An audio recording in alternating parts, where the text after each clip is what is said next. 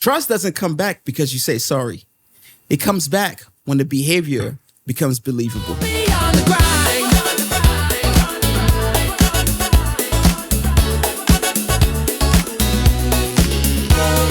What's going on, beautiful people? Welcome to another episode of Beyond the Grind. BTG. Hey, if this is your first time tuning in, welcome. And please don't forget to hit that subscribe button so that you don't miss out on any of our future content. Our podcast is for the doers and the dreamers who are ready to take their lessons and turn them into actions. My name is Kay. I'm Alan. And I'm Tosin. And today we're going to be talking about something that, I've been recently battling, right? Because let me share with you It's a guys. confession session? Sorry? Is it a confession session? It seems like all these episodes are confessionals for me, right? But I do appreciate the perspectives, the love from the folks out there. But this one is kind of something I've started doing for new clients, right? So whenever a new client comes in or, they call or they schedule a meeting and I'm the one that's got to close them, right? At the end of every meeting, especially when they say, yes, we want to become clients, everything sounds good, it looks like we're a good fit for each other, I end them with these two things. I say, number one, initially, or at this point, I want to just apologize. I tell them, we are not perfect. We are going to mess up your work in one way or the other. We are going to drop the ball. And up front, I just want to say we apologize for it. We're trying to be better. But number two, I tell them that not only will we apologize, is we will actually, we'll own up to it and we'll do everything we can do to help you fix the problem. But I always tell those two things to every new client because I want people to kind of operate with the mindset that, hey, in some part of business, of whether you are receiving a service or you are the one providing a service, right? It can be even as business owners. It can even be you as an employee, at your job. I'm almost 100% sure you do not bat 100%. Yeah. However, many of us go to all these businesses, and I think I'm kind of tweaking another episode that we did. Because I see Kay's face, he's like, oh man, bro, I've already told you, they don't care about your problems, okay? But I want to twist it a little bit and say that, hey, we are going to fail.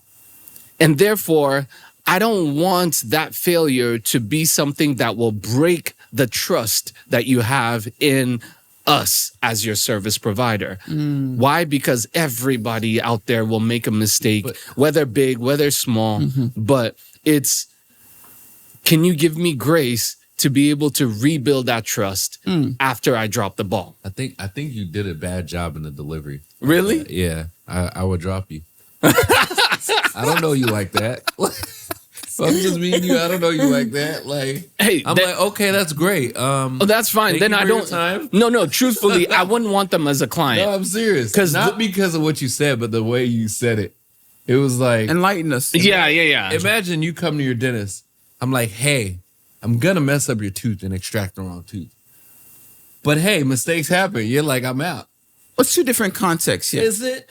It is. Because No, he brought it from his context. From my context, right? from my perspective. And that's usually what most people are gonna do. You're gonna right? go when you're saying it. I'm trying to tell you, like, you're a CPA, right? Yeah. So you're thinking with the context of like, yeah, we dropped the ball, but then huge like that, right? Yes. The person who's not a CPA is thinking, oh, you're gonna drop the ball. I'm gonna kill your first child, but oops, I'm sorry. Yeah, like, no. Same with me. Like if I say, hey, we're gonna mess up.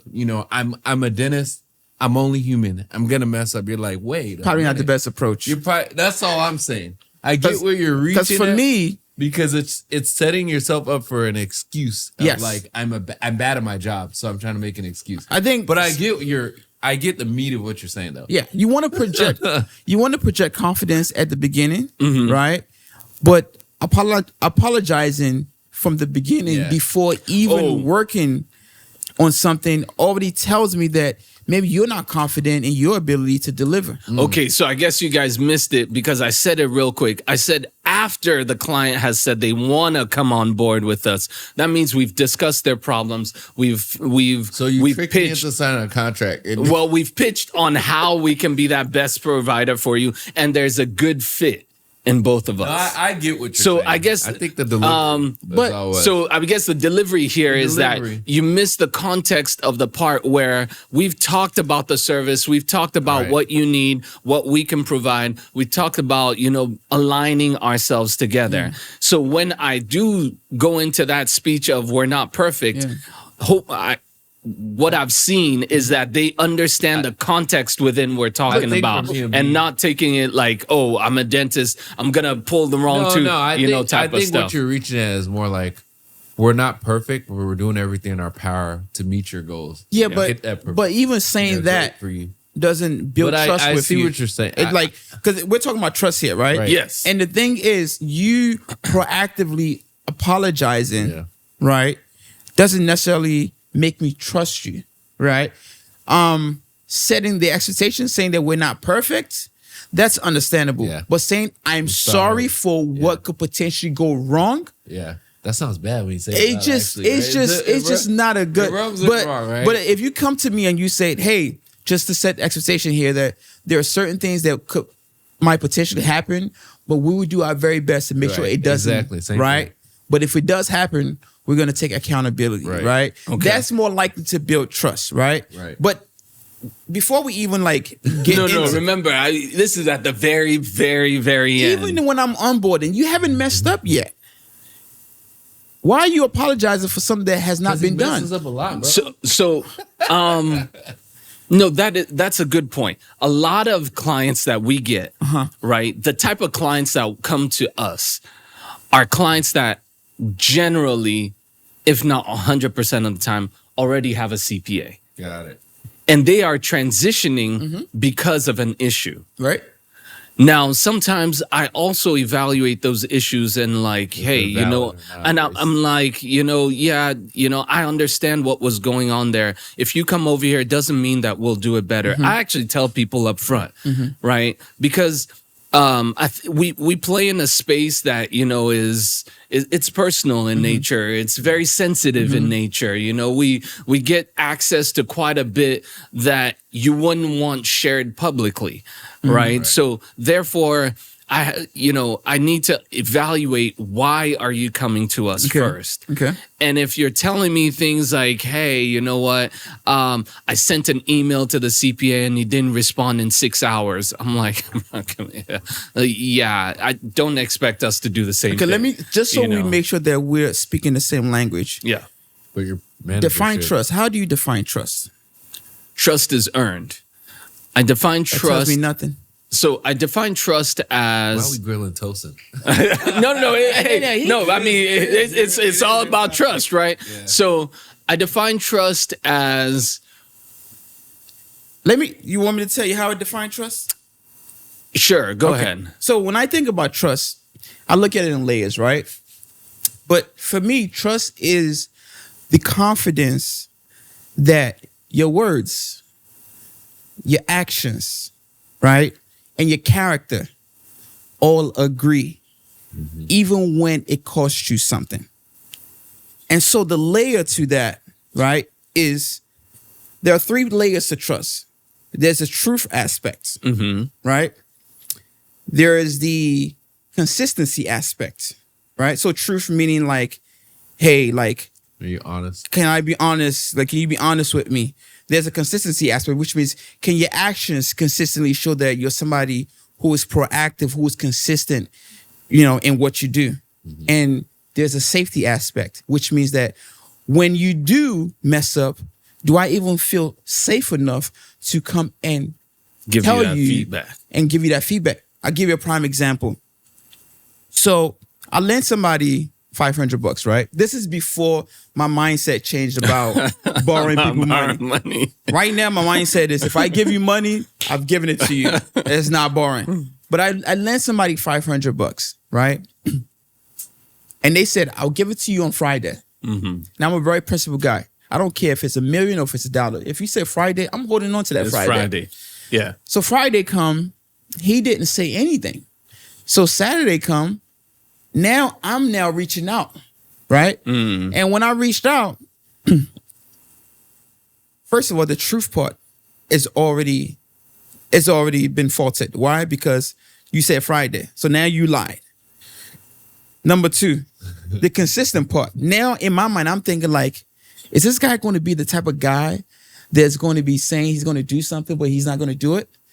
And then the third part, the safety part. When I told him that, hey, when are you going to give me my money back? He said, is it because of $500? That's why you chasing me down. That's why you chasing me and blowing up my phone. So the safety element. So now I don't even feel safe enough to be honest with you on how I feel. You said you was going to give me back my money. Where's my money? So I like all Just those. because of $500, that's why you hit me up. You took my business on First Street. So I like the definitions wasn't that me, guys. It I like wasn't the me. definitions that you were talking about, but that's why I had to pause a little bit when you asked me how do I define trust, Yes. because I define those 3 as character, I was right? I define Integrity those 3 more things so. it's still part of Yeah. character, Yeah. right? Trust is like the picture that came to my mind, but I didn't know how to put it in words, so I'll just give you guys the picture. It's like a trust fall, right? I don't know who's behind me and all that. So they say lean back and you just fall, and then you're hoping that they will catch you. Faith. That is trust. Is faith, right? It's like I don't know Except too proven. much. I don't Except know proven. too much about this person up front. Right? I'm meeting this person for the first time. Somebody else might have said that, hey, this person can do XYZ for you. Mm-hmm. And therefore, when I am going there, I'm trusting that you can execute whatever I needed. But you just contradicted yourself. I think that was the opposite for He me. just contradicted Kind himself. of. Wait, no, but Because that's trust. You said trust is earned. Yeah. Yeah. But now you But just giving said, it, you're giving it. now you before just you're said, earning it. hey, I don't know who was back there. No, I think he meant he's trusting Hey, well, how? the referral source to you're having No, but that's also part of it too. trust by association. That's what he's Wait, trying to- why can't 2 things be right? Why can't we hold those 2? No, but You're it's- contradicting. But, no, but it could be the tension of those 2 extremes. You lost me. Whether it's earned or whether it's given So beforehand. is it earned or is it given before? I think Why does trust it is have to be earned. one or the other? I think trust is earned. I think I think you don't get trust until you earn it. No. But you do get the opportunity to earn the trust. Then it's given up front. Incorrect. No. I go in there, I'm hoping Yes. that Yeah. you earn it. Yeah. That No. you do what I think you're going to do. Let me but tell- I'm no, not no. holding you to a But standard. imagine No, let me finish. you're taking the chance on that thing, No, on that there's a service difference. up front. No. There's a difference. I don't have expectations. With Yes. trust, I have expectations. Yes. When I trust you, No. I have a relationship no, with you, right? Come on. No. Like, If I expect certain things for you to tell me certain things and be honest. I hope that person across the street that I heard was good is honest. But if he's not let down. I'm more let down if you're dishonest than if that person. Because he hasn't earned my trust. No, if I'm just hoping. if I'm taking my, so my wife has some diesel vans, right? Right. And finding a good diesel person is tough, right? Somebody that knows how to work on diesel engines. So when she takes it to a mechanic shop, right, that she's been referred to, that some other guy took or some other company took their vans to that same diesel mechanic, she doesn't know if that guy's gonna do it well, but she's still gonna pay the guy to do it. She's hoping. So she's That's transactional, hoping. Nobody works for free. No, yeah, she's hoping. Yeah, she's hoping, but she's also trusting that this guy can do it. I feel like if money is happening, no one's gonna do anything for free. So you gotta throw it out the book. Trust is when we're doing something not financially motivated. No, but Wait, but remember it's the transaction. premise of all No. everything I started with No, I is that agree. we are providing a service. Yeah, but here's the thing. Remember, you said something, and I'm going to hold you to it. You said They earn it. you're apologizing for them. You're apologizing to them because you guys are human beings. You can potentially make mistakes. Correct. But here's the deal: an apology acknowledges the past. The past hasn't happened yet. Trust is the you guys trying me Trust. today. And an apology acknowledges the past. Trust is deciding what you're going to do next. Yeah. So in other words, for me to trust you, I need to know, can I trust you? Are you going to be consistent? Do I feel safe enough? Yeah. I actually want to piggyback on that. When I said the transactional thing, you said like with business or whatever, that we're talking about services and they're paid for it. I still don't trust you the first time you do something, even if I paid you. It takes repeated consistency, like he said. You're hoping. For now, yeah, we're just hoping. You did it once. The AC guy fixed my thing once. So he's good. But if he does it multiple times, and I'm like, I can refer you because I trust you. So let me say this. Is trust a journey or a destination? It could be both. That's what I've been saying. Got him. You try to say... I said it's when from they the arrive beginning. there, they already have It's the a trust. journey. We're saying you got to get once there. you start. It's the walk there and when you get there. No. You You just said you guys did it to me. You just did it to me. I have a great sample for him. Ending on the GPS or beginning on the I have a great GPS. sample. It's still the journey. So we had a proposal. A barber wanted to sponsor us by giving us a haircut. First question Tosin asked Trying was... to say some of us weren't fresh. Just wait. The first question Tosin asked was... Kidding. Is he good? Oh, this is a good one. Is he going to push my hairline back? Okay. Now, here's the thing. Every single man that's watching this know that when you go to a new barber, you're paying him because you're hoping he's not going to mess you up. Yes. You look at like three people get their hair cut as he's cutting, you're looking. All right, he's straight now. You know? He's not straight. All right, I'm going to go to him. Even you can feel like if he's like going a feel little it. too much. Pushing the edges. But your barber that's been cutting you for years, you can go up there and sleep. Yeah. And know that when you wake up, everything is going to be all right. Yeah. Yes, sir. That's why I said trust is earned. And the way you earn it is based off what's happened in the past. I did not disagree with you guys. I was just saying we have to hold the trust intention from that initial trial to now, okay, yeah, you've done it a few times. I can sleep in the chair while you're cutting me. Yes. But I don't have... So you got to trust them the first time. I guess I don't have the same expectations on my first time. I agree. Because I'm like, yeah, he effed me up or he messed me up. I'm not gonna go to him. I'm irritated, but I'm not like mad. If it's my barber and he's been doing it for a while, I'm like, bro, what were you doing? You know my head. You should know my head like your firstborn son at this point. Like, So now this is a good pivot. Now, you've been going to that same barber for, Messed me up weeks, one time. months, I'll be like, years, bro, what's going whatever it is. And one day they just, It happens. that barber just, had a bad day. What? I don't know, right? Messes you up. What you gonna do? Give him an extra tip. Go get a good night's sleep because you're not getting good hair, man. No. So to answer that question, first of all, it depends on what he decides to do, right? Depending on what he does will determine if I'm going to forgive him, right? And part of that forgiveness will also me deciding, do I want to come back? If I decide to come back, that's a tough that means that I've made a decision that I'm going to trust you. But for me to get to that decision, I'm looking at it from three lenses. When you told me whatever the excuse was, are you telling the truth? Number two, like, have you been consistent in the past? If you were consistent in the past and you're telling the truth, and when I told you that I didn't like it and you made me feel safe in how you respond to me, okay, I can forgive you in that moment. But for me to say I want to come back, I need to see some consistency. Yeah. And that consistency. Not dismissiveness. Right. Not dismissive. Not right? dismissive. Like, that happens. And it looks fine. Yeah. Because you get those too. And even when you look at it from the context of a relationship, whether business relationship, whether romantic relationship or platonic relationship, right? We all fail. Assuming that you're not dealing with any trauma from the past, when you build an initial relationship, you're going into that relationship not fully trusting the person, but you have your arms open that I'm going to trust this person.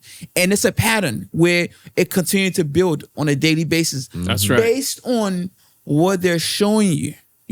Some people call it boundaries. Some like the word boundaries. Some people will say, hey, at the beginning, you're all the way down here and you got to earn your way up.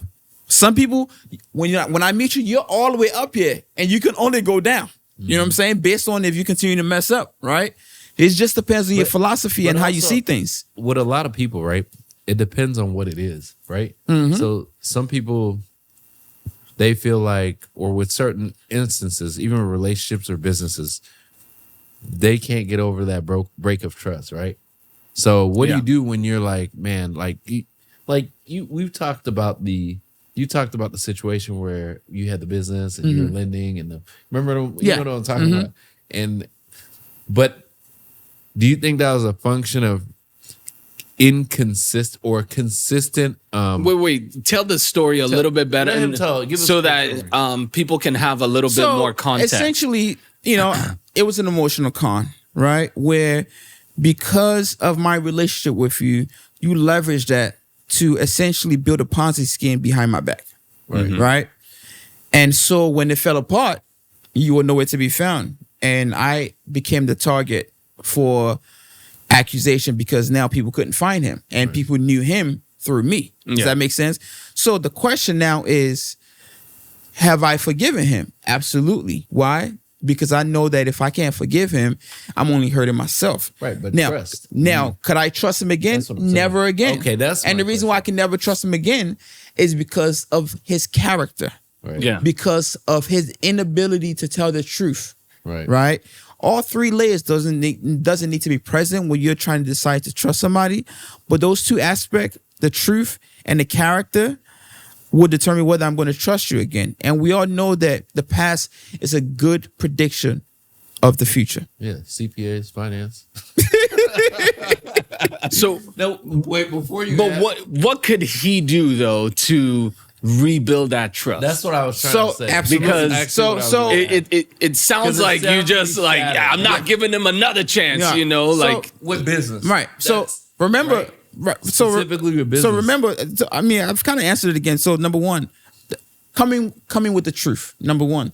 No. I'm saying, let's say he dropped the ball. Like today. What back then. You don't trust him. You haven't trusted him for however many years since that event happened. Today, if he comes to you and says, I want to rebuild the trust. Yes. What is it going to take? Okay. Number one, ownership. So telling me the truth of, because I still don't know how everything happened. Telling me the truth on how everything happened. That's number one. So you could run a Ponzi scheme. No.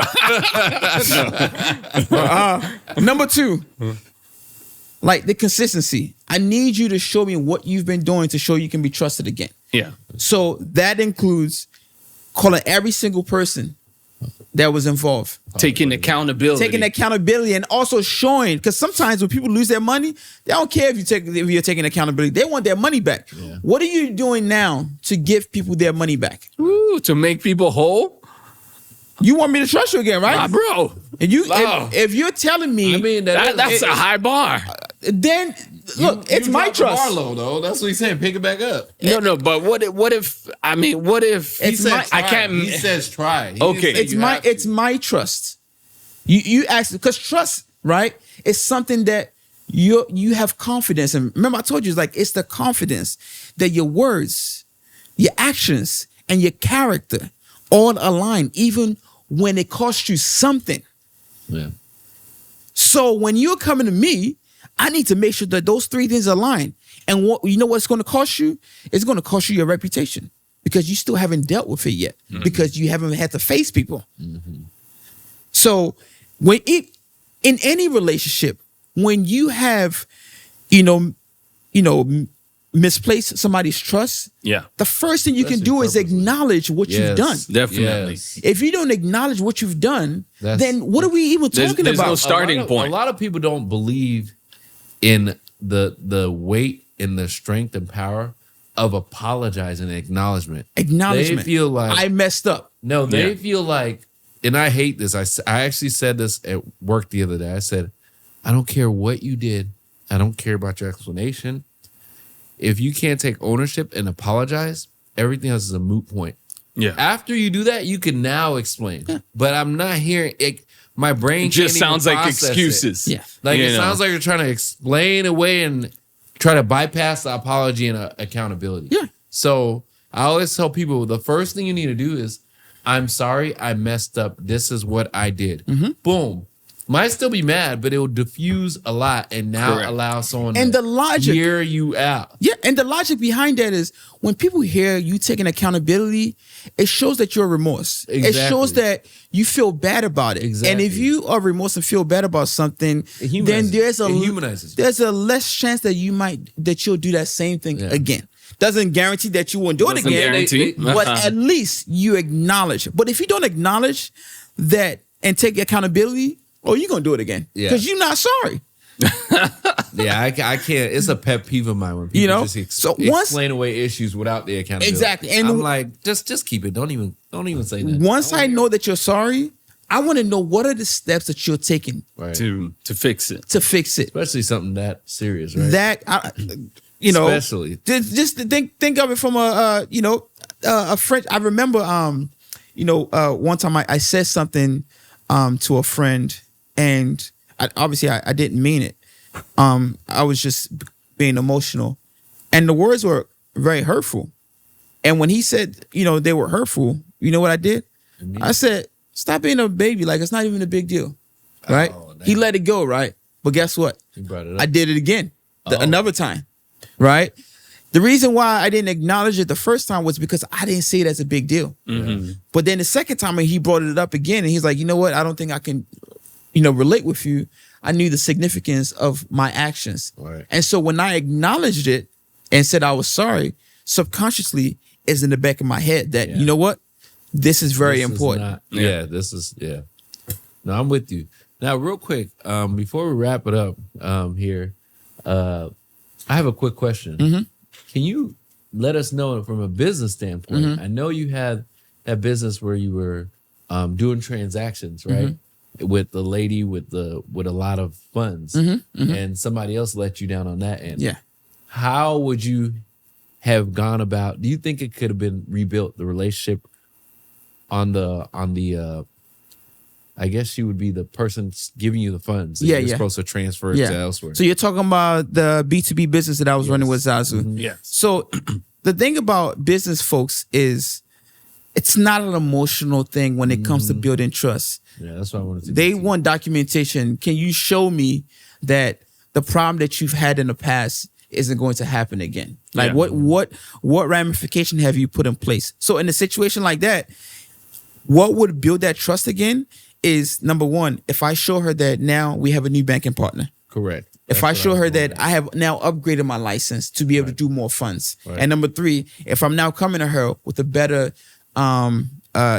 terms, so maybe I'm charging her 0.5%. And now I'm saying, hey, I'm going to reduce it to 0.25%. Yeah. Oh, that'll get your attention. Right. So when it comes to business, like that's what I wanted. You have to make sure that to build that trust, you need to be able to provide evidence, documentation of what you've done.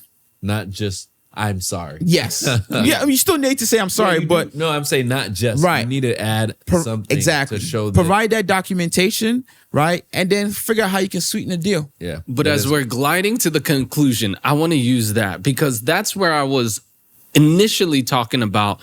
Even if you change your banking partner, even if you have documentation on how you'll do it better, even if you give them a discount on your fees, because that can't last forever.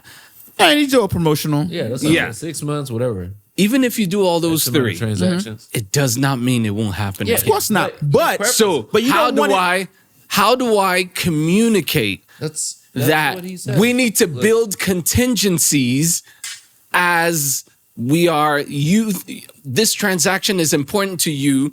It's important to as the client, giving us the money, and you, the client that's bringing me the money, you're important to me. Let me tell you how you. So how do we? Yeah, let me tell you how you build that trust.